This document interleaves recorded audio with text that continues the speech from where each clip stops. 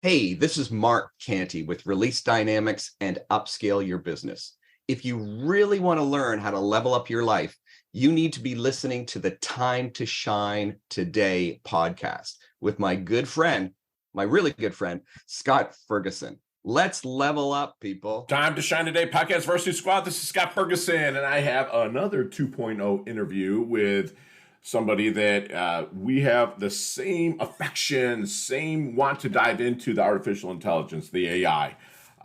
Speed is today's currency. That is what Mark Kanty, my good friend, really reminded us. And we had some really great discussions regarding how you can use AI to level up your life and to help learn and have a dialogue with a product that can help you help others. So I know there's people out there that are really wondering about AI, so you might want to share this episode with them, or if you want to like it, subscribe to it, whatever. That all helps my sponsors and affiliates, but I really want you to sit back and really take some notes on what my really good friend Mark drops. We also did some screenshots, so if you want to watch it on Spotify or Vimeo or YouTube, that'd be great as well. So again, sit back, relax. Here comes my really good friend for a second interview, Mark Kanty. Let's level up. Time to Shine Today podcast Varsity Squad. This is Scott Ferguson, and I have a 2.0 interview with my really good friend, the clarity coach, Mark Kanty. And Mark and I spoke a couple of years ago, and we always kind of touch base with each other, but Mark has been pouring into me and really leveling up Time to Shine Today podcast. I mean, I'm blessed to be a top 2% globally, and thank you for that, for all the listeners and whatnot. But Mark has just really kind of pushed me over the top. And Mark, again, he is the Clarity Coach, an online coaching business strategy expert and a co-presenter of the popular, which don't go there now, but do definitely check out Upscale Your Business Podcast with Jamie Scoletti as well, who I had on a couple of years ago as well. But Mark guides people on a journey to release the full potential of their coaching business by rediscovering their unique competencies, gaining a profound understanding of their clients' desires, and creating a thriving online coaching practice through the application of practical business strategies. And Mark, thank you so much. Welcome back. Please introduce yourself again to the Time to Shine Today podcast Varsity Squad. But first, what is a superpower that you have that nobody really knows about? Woo! Well, it's right. Hey, Scott, thanks. It's, as always, it's so much fun. And I got to let everybody know we're going to have some fun today because Scott and I are flying solo. We have no support team in place. So there's going to be a lot of laughter and maybe a few hiccups here as we work through this. But I think you called it out. My superpower is clarity. You know, I was raised in a small business environment, and I've just always had this ability to walk into a business, whether it's brick and mortar or see it online, and instantly, you know, it's kind of like the Matrix to me. I can see all the little things in it, and I can see the tweaks and the things that need to be clarified and need to be removed or need to be added, literally, you know, in an instant. So I know that sounds maybe braggart or whatever, but it's kind of an intuitive thing for me that that I cut straight to the chase and see what's new, what's fresh, what needs to be done. And I love that the clarity, because you can't have clarity without curiosity. You know, you get very curious with stuff. And, you know, one thing that really stood out about our last interview, Mark, is that, you know, that I even take with me this day is, you said that we all have our own unique story to tell. We all have potential to change ours and other people's world. And I mean, even as the human body, our body is always evolving. I mean, we're aging, but we're evolving. We change. I believe that if I'm the same person I was a year ago, I'm really not serving the world to the best of my ability. So I want to thank you for that knowledge nugget that you gave me a couple of years ago to really continuously level up and help others level up, brother. So welcome back. But what's been going on in your world, my friend? Well, what's been going on in my world, and I think, you know, you just called it out again, this idea of we live in a world of constant change, and change is accelerating. As a matter of fact, in a few minutes, we're going to jump over. I want to share a few visuals with everybody. And those who are on the podcast and can't see it, I'll just quickly describe each as we go through. So hopefully that helps you. Or we'll give you tools so you can get the slides and you can see. Yeah, it'll be in the show notes for sure, Mark. But the idea of constant change and embracing it excites me rather than, you know, a lot of people fear change. And to me, as I see, because it can be overwhelming, right? When you see things coming at you so fast, you think, oh my God, I just got this finished. How do I now move on and adapt to this new change?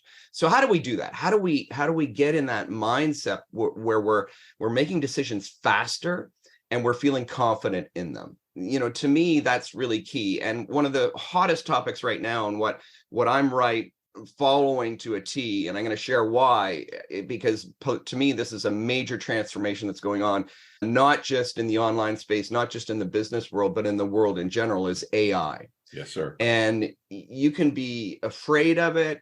You can think that it's, the devil incarnate, but the reality is it's here. Yeah. And it's going to be upon us, and it is upon us. And if you don't embrace it and really figure out how to leverage that to the best of your ability, not to take advantage of people, but in an ethical and congruent way that fits with your values and fits with what you want to do in terms of serving the world and serving the people that you serve, you're going to get left behind. Others are going to step into that space and do that for you. So I want to focus on that today and really encourage people to dive in and understand, not get overwhelmed with it, not chase rabbits, but to really understand how they can leverage it. I love it. And I love that you said that, that it can be the devil incarnate, and there's so much change. But Mark, when I'm 51 years old, and I know that in school, teachers would frown on me having a calculator in math class. And I'm sorry, but a calculator is nothing more than AI at its earliest infancy, right? And it was like we were using it. And now, if you don't have a calculator, much less that, a laptop in class, then you're left behind, right? You bet. Okay. Parents are running out. It's part of the package they have to pick up before the kids go in September, right? Right. It used to be pencils, coloring pencils, notepads.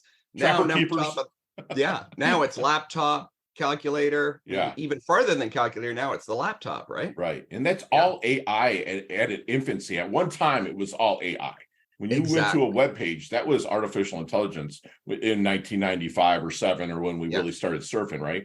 And so what really clicked with you, Mark, to say, hey, man, I see this, I'm skeptical yet interested, but then it clicked and said, hey, man, I'm going to implement AI to my version of changing the world. Like, what really clicked with you? What was it, Mark? Yeah. I love this. Is a perfect segue. You're bringing up metaphors that are blowing my mind here. But the idea of the calculator moving to the computer, moving on, is speed is the currency today. Yes.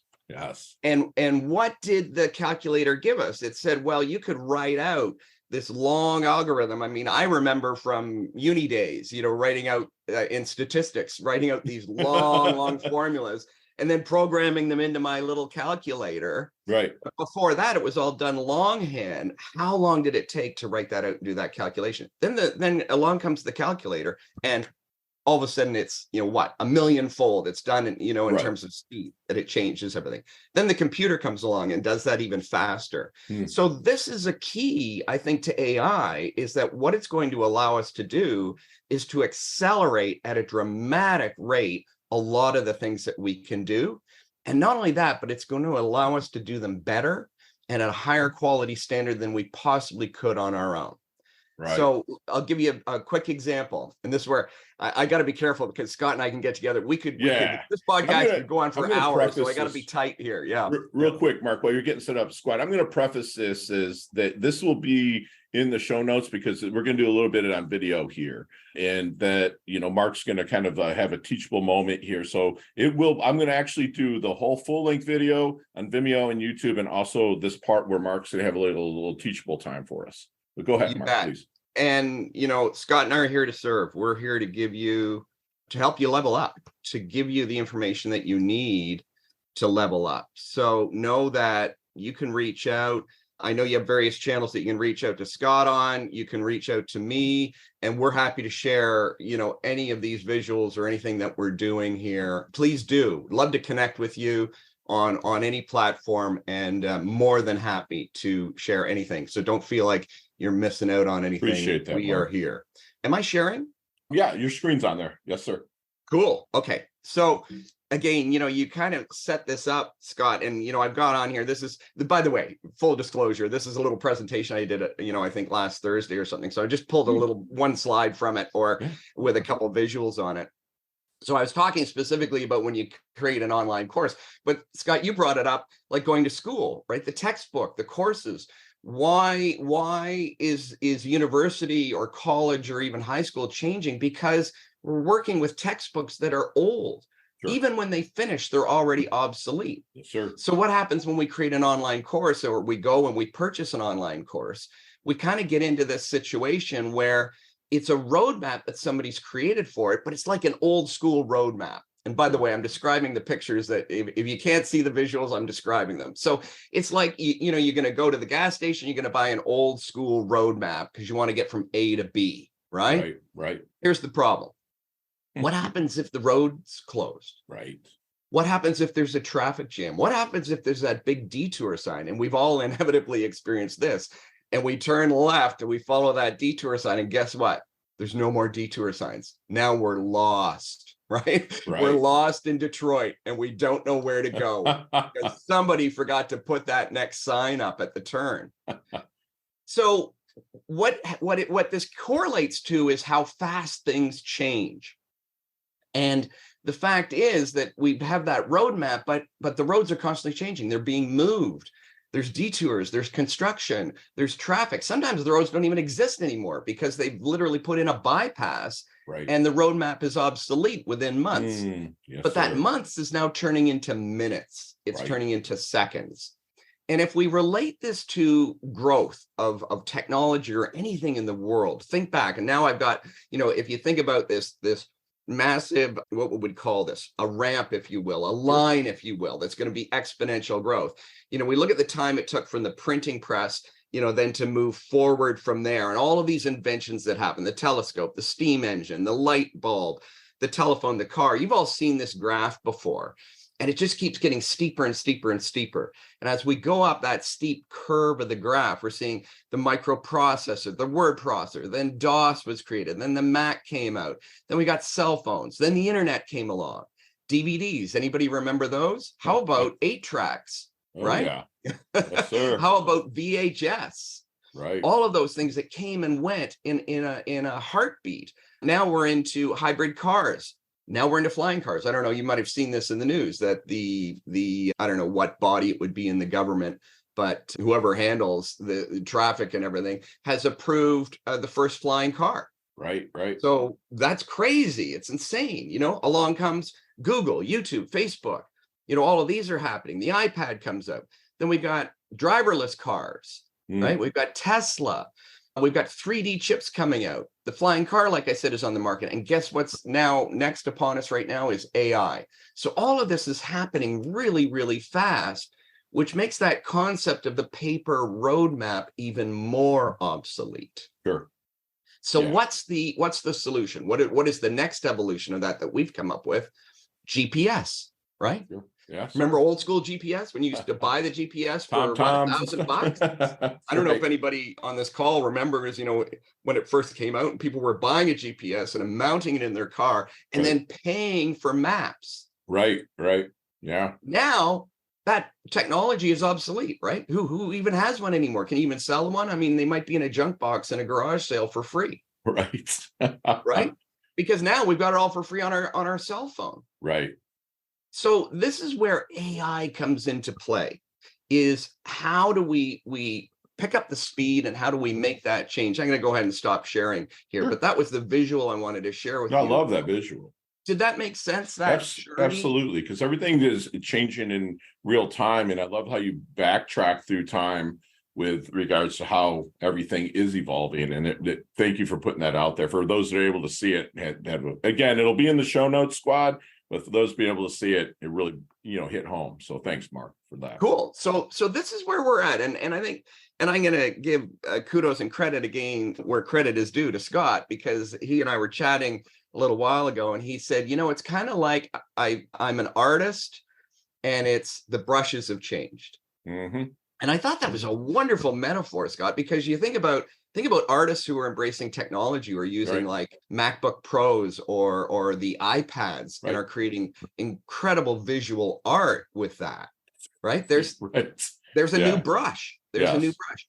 And I think that's a really cool way of looking at AI. It's another brush that will allow us to embrace that concept of speed and be able to produce things faster. And I think you've got a great example of this. I mean, I shared a little tool, and we'll give it to you here on the podcast. It's called Max AI.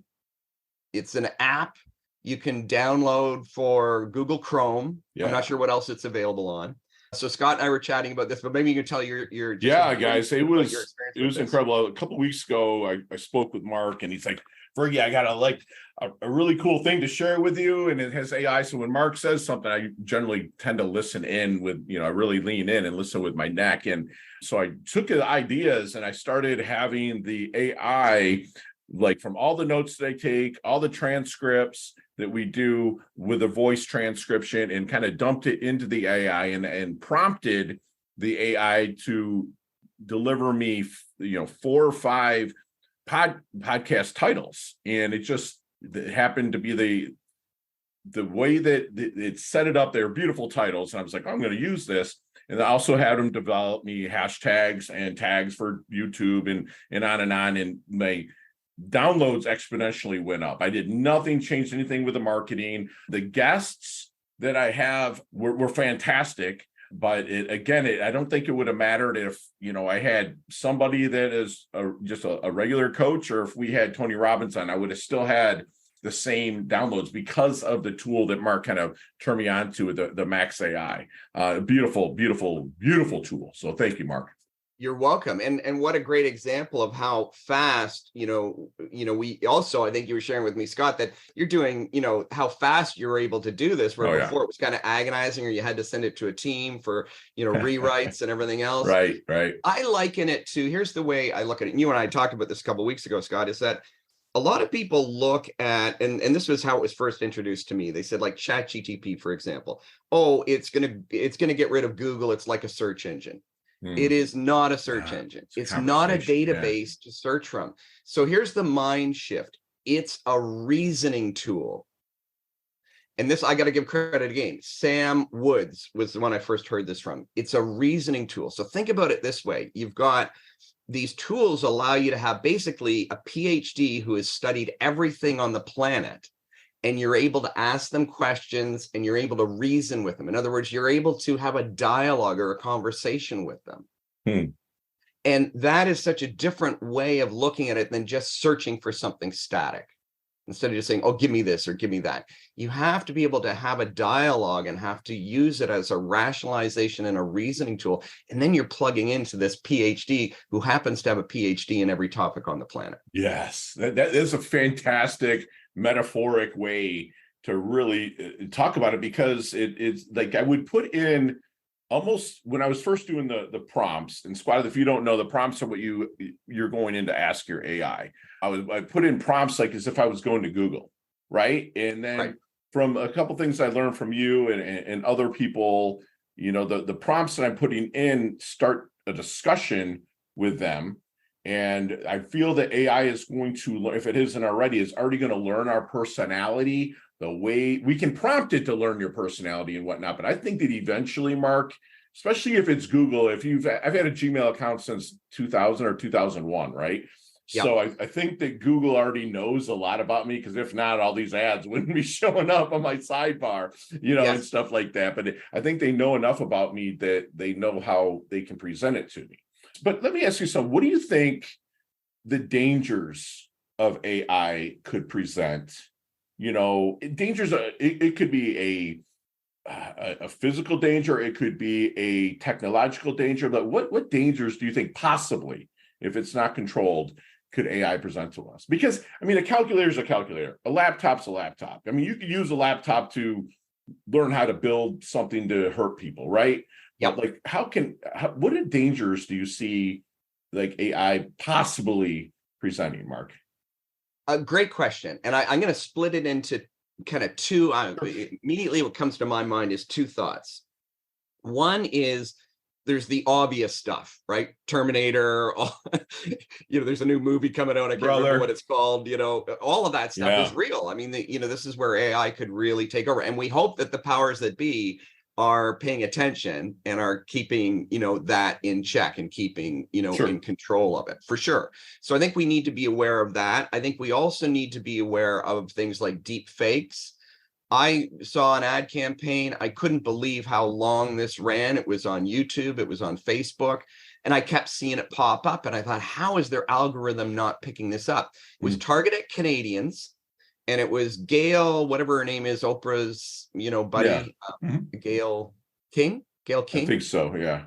Gail King kind of doing this is the greatest thing since sliced bread. Canadians are never going to have to work again when they invest in this amazing new product.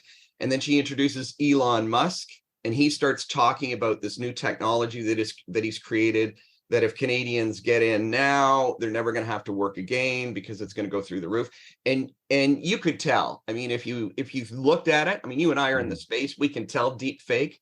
Sure. Unfortunately, a lot of people can't. I heard this the other day that a woman saw that ad and lost her entire life savings, all of her, an older woman, all of her retirement savings. She lost $750,000 because of that ad. That was run as an ad. So how did they get by, the firewalls of Facebook and YouTube and everything to actually, they had to become an advertiser, a publisher? Like, that's scary stuff. Sure. So the deep fake stuff, I think we need to be very aware of. So for me, if I get anything that looks even remotely suspicious, I'm always, I'll go to my good old Snopes. Like if it's news information, I want to know, hey, did that person really die, or is that fake news? So pausing for a minute, anything that you hear or see, if it seems too good to be true, or it seems funky or off in some way, use Google. Use this amazing research tool to figure out whether somebody's trying to game you or not. I also see dangers in terms of, and I'm going to shift gears here in a minute, and this kind of fits in that category of the Gail King, Elon Musk thing, is there's going to be a lot of manipulation. There's always scammers. There's always people, trying to manipulate. So voiceovers. I had this the other day too, and I'm not sure if anybody has heard of this, but a woman got a call from her grandson who it was the typical shtick. He'd been arrested, he needed bail and everything, but it was his voice.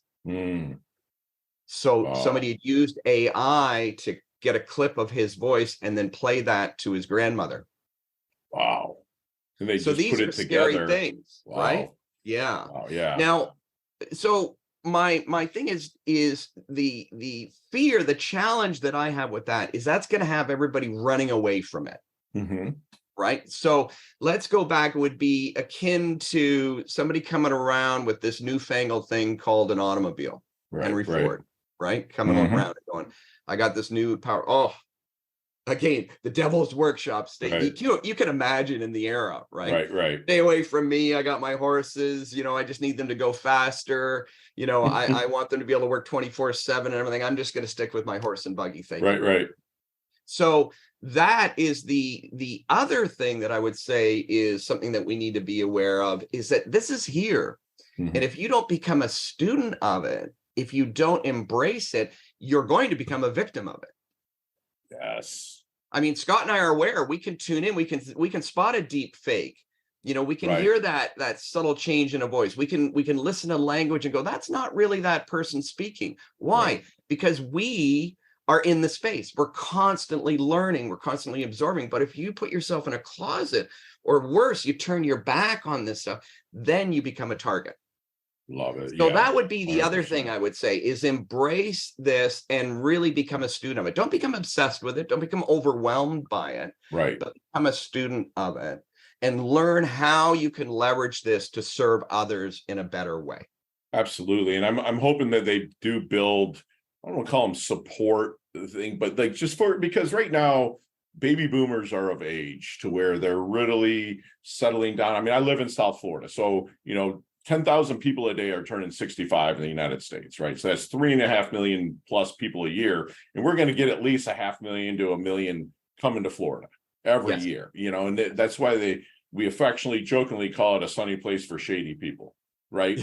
So it's like you get a lot of people with the retirees being taken. So, that's why I'm hoping they bring out stuff to really make sure that the elderly that are technologically they do the Facebook, they do the Instagram, because they want to keep up with their grandkids and stuff like that. But they see that one thing, they might, click on. So hopefully that there's people out there that are going to. Well, you want to believe that people everywhere from defense on down to local law enforcement, they're not fooling around. I mean, those guys, they have departments, they have people that are studying this, and that's really important. And I'm thankful for that, because you're right. I mean, it's so critical. That's that ethical issue that we need to be aware of, right? Absolutely. So how are you using AI, in your business right now? Like within a 30,000 foot view, like how is Mark using AI in his business? So you tied into something with your example of how you used it for blog post titles and stuff. Mm-hmm. So one of the things that I teach when I work with people is we have a concept, we have an idea, and we own it. We're excited about it. The challenge comes is then we try and sell it. And the perspective I have on that is that you're trying to push it on people. I call that push marketing. Right. That's old school. That's old, back in the vinyl siding days or aluminum siding days, the Mad Men or whatever they were, all of that stuff. Now with technology and with advancement, we need to create what I call pull marketing. What does that mean? We need to stop. We need to be aware of our strengths. You and I've talked about this on a previous podcast, our personal history, all of our knowledge that makes us unique, and nobody's able to compete with us, our gifts, our talents, what we bring to the world. We need to accept those and realize how powerful we are, and then pause and start focusing on others. So this is where AI is so powerful, because I can come up with what I think is the greatest headline. I'll use your example. But really, that's me. Right. That's my opinion. That's all of my biases and my personal history come together to put that headline out there. What AI allows me to do is tap into the world and say, what would the world want this to say? What language would be most attractive to my audience?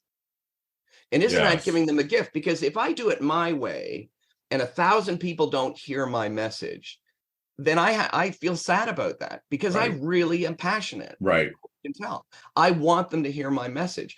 But if I can language that and create that language in such a way where those 1,000 people go, oh, I want to hear that podcast. Sure. I want to hear Time to Shine. I want to hear that specific podcast because of the way it was written. That's where AI can help me. Oh, beautiful. Yeah. It does, because again, like I'm also hearing, and I know that it's true, that you have to set kind of some of your ego aside, because you might want to write something a certain way, and your mom and dad and people might, okay, that's cool. But like you said, you're asking the AI, like, how would the world want to have this presented to them? That's awesome, man. That's where I'm really right now. I'm diving into it so deep and using different models, because that's the other thing. You can plug in, psychological models and all kinds of language models and things into your prompts that will then produce content in different ways that will appeal to the people that you want to appeal to. So, and that research, also understanding their needs and their wants and their values, AI can be great at helping you do research that way. Right. But you have to structure it correctly. So that's, one of the things that I'm using it on. And that's just one of hundreds of different ways, as you know. It's went across so many things for me, and you did send me something confidentially, which thank you, it was pretty cool. I was having a conversation with my AI, and it started to really get to know me as who I am. And now when I put stuff in there, the prompts or whatnot, it just spits stuff out that, again, it doesn't always make sense to me, but again, it's what other people might need to hear, and the way it's said is to have them tune into that. Yeah. Excellent. That was something Scott and I had a conversation about. I shared this prompt that I use that actually teaches ChatGPT. It has ChatGPT teach me how to ask it the right question. Right. Yeah, absolutely. Yeah. I've also heard, from the guy from Smart Blogger, his name is eluding me right now, but Smart Blogger is kind of the biggest blogging platform since 1997 or something like that. And he's, said really that if you can take certain prompts and like make them like 200 words, which I know that the one that you sent me was lengthy, right? You make them 200 words, but you can use the same prompt with different criteria from what your looking to get a feedback or an answer to, but still with the same prompt, just kind of fill in the blank with it, which she says is absolutely working, for people and even for him. I mean, the dude wrote a book with through Chat GPT with his, like I read some of it and it sounded like, or it read just like the book that he wrote. Like another one that he wrote. So it's just the power of that this is going to have. How are you seeing, Mark, like college campuses and stuff like that, fighting back against term papers being turned in using this tool? Like, again, I know I'm going to go in the negative, but I'm just seeing from somebody that's way ahead of the curve than I am. What are you seeing them doing to battle that? It's a great question. And by the way, before we move on from this, though, I also want people to be aware of where some of the things that are coming at us right now, and to be aware, a lot of people think that, it's all in the prompts. I just have to have the prompt. And, of course, you and I have talked about that too. But that's baby steps, man. Like the prompts are like learning. It's like when you learn how to print and they give you the lines and you're printing A, B, C and stuff.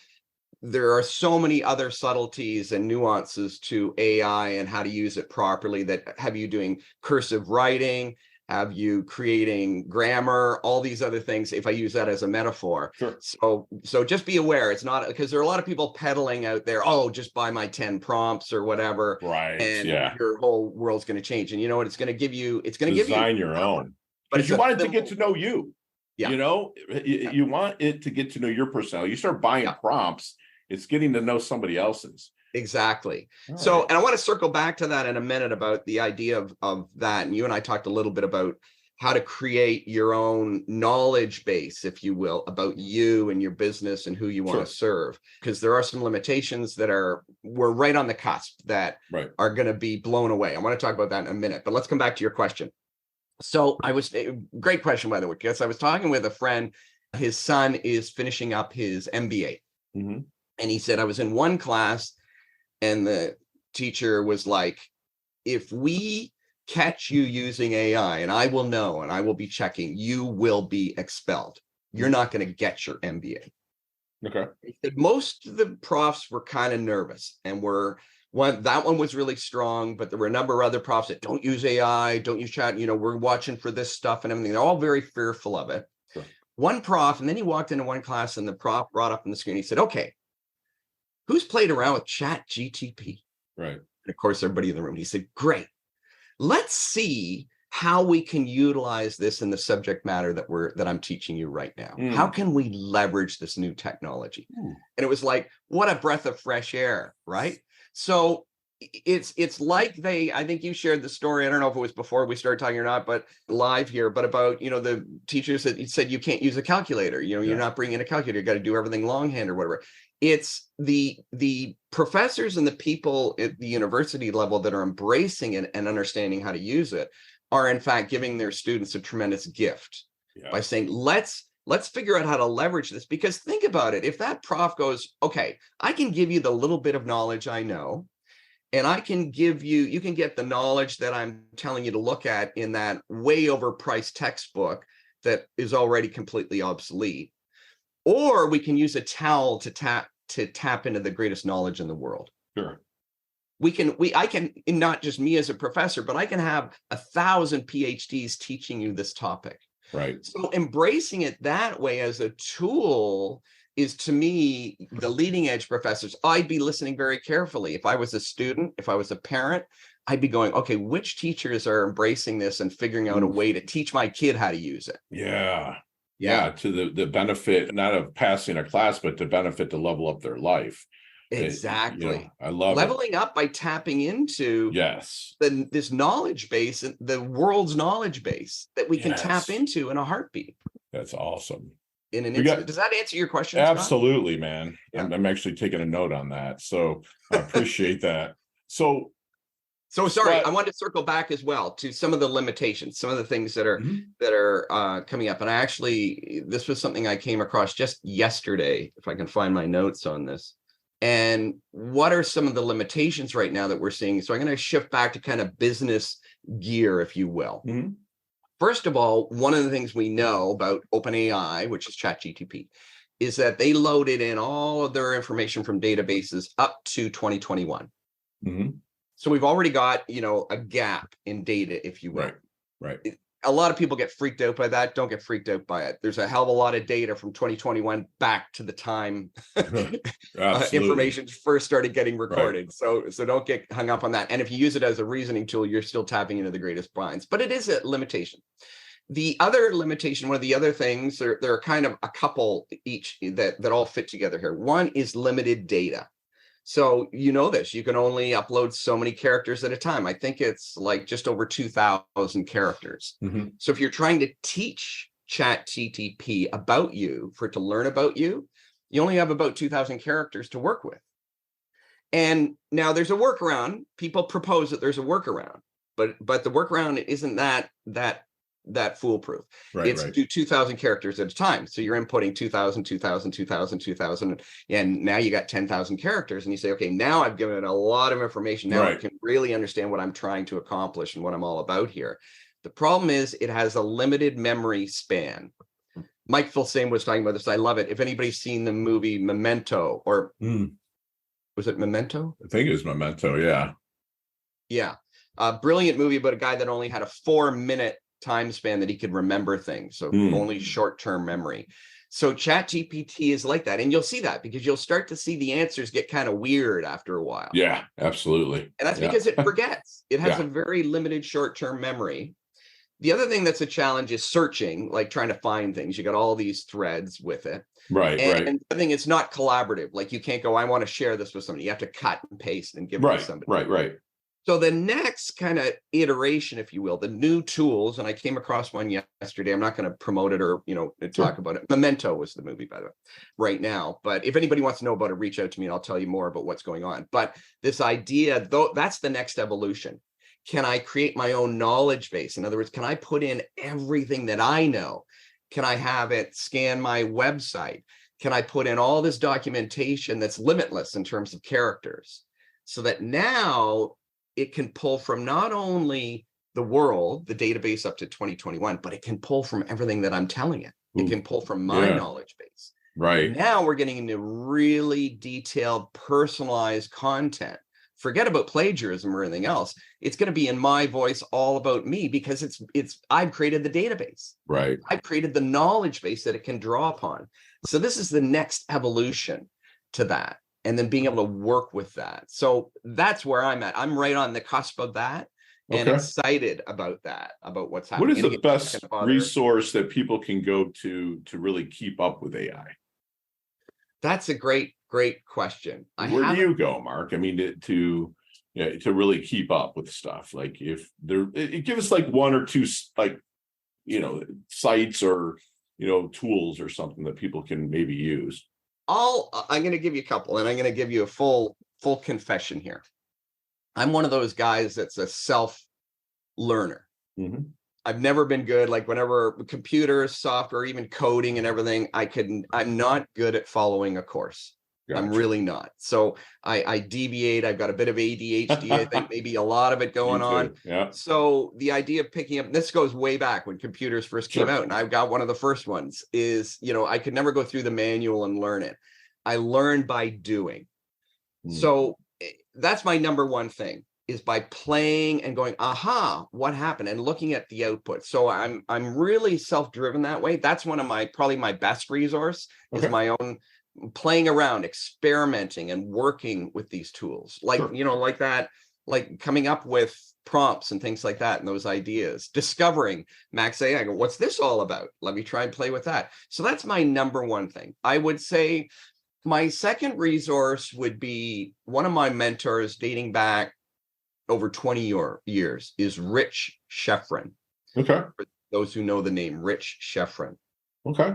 Rich Schefren is is an incredible guy. He's one of my coaches. I still, hang out with him and once a month have the opportunity to have conversation with him. Nice. In a small group setting. We've known each other for over 20 years. So I really follow a lot of what he's saying. He's probably my number one source right now in terms of what is going on. No, I appreciate you sharing that.